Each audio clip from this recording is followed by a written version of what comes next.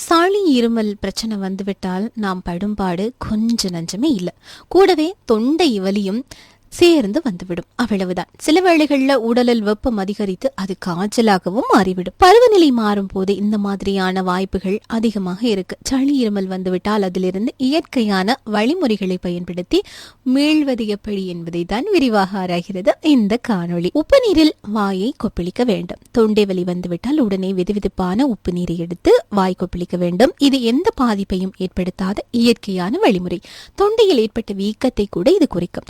தொண்டை உறுத்தலை நீக்கம், சளியையும் இது குறைக்கும். அடுத்ததாக முக்கியமாக நாம் வீட்டில் இருந்து பயன்படுத்துற பொருள் இஞ்சி. இஞ்சி வறண்ட இருமலை எளிதில் நீக்கக்கூடியது. ஒரு சிறிய துண்டு இஞ்சியை எடுத்து அதுல சிறிது உப்பை தூவவும்.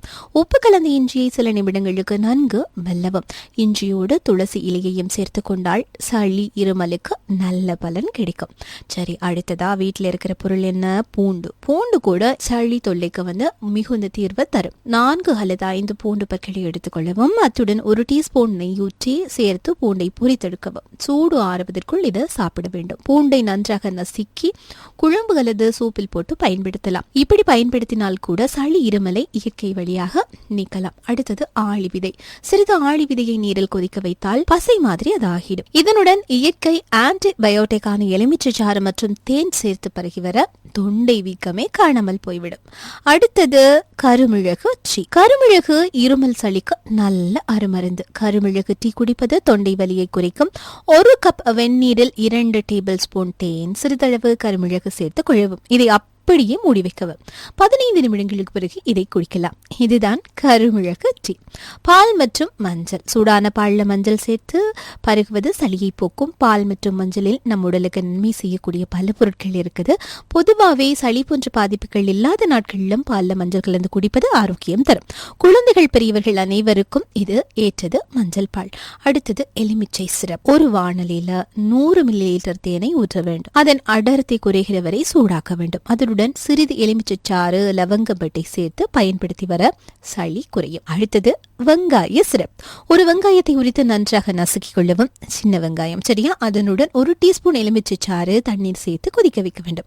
அதனுடன் டேபிள் ஸ்பூன் தேன் கலந்து கொள்ளவும். சூடாறிய பிறகு இதனை குடிக்கலாம். வெங்காயம் சளி இருமலுக்கு மிக நல்ல மருந்து. வெங்காயத்தில் உள்ள புளோவெண்டைஸ் நிறமி சளி மற்றும் இருமலை ஏற்படுத்தும் நுண்ணுயிர்களுக்கு எதிராக செயல்பட்டும் தன்மை கொண்டது. சரி, அடுத்ததான் முக்கியமான ஒரு விஷயத்தை பார்க்க போறோம். வீட்டிலேயே செய்கிற மிட்டாய்.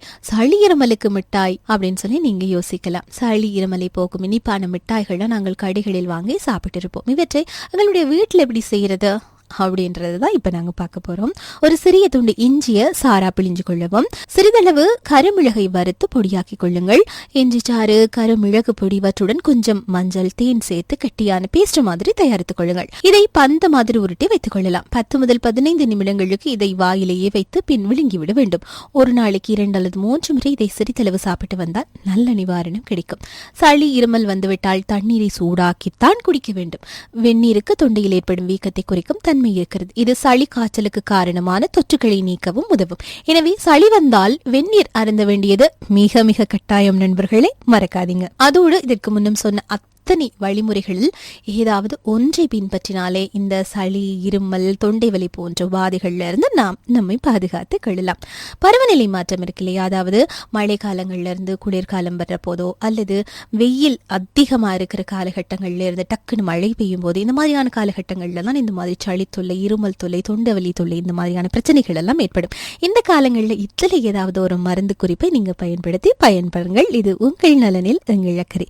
இது மாதிரியான குறிப்புகள் மறக்காம எங்களுடைய ஐபிசி ஹெல்த் சேனலை சப்ஸ்கிரைப் பண்ணுங்க. இன்னைக்கு பாத்தீங்கன்னா நம்ம திரிகடுகு சூர்ணம் எப்படி செய்யறது அப்படிங்கறத பத்தி தான் பார்க்க போறோம்.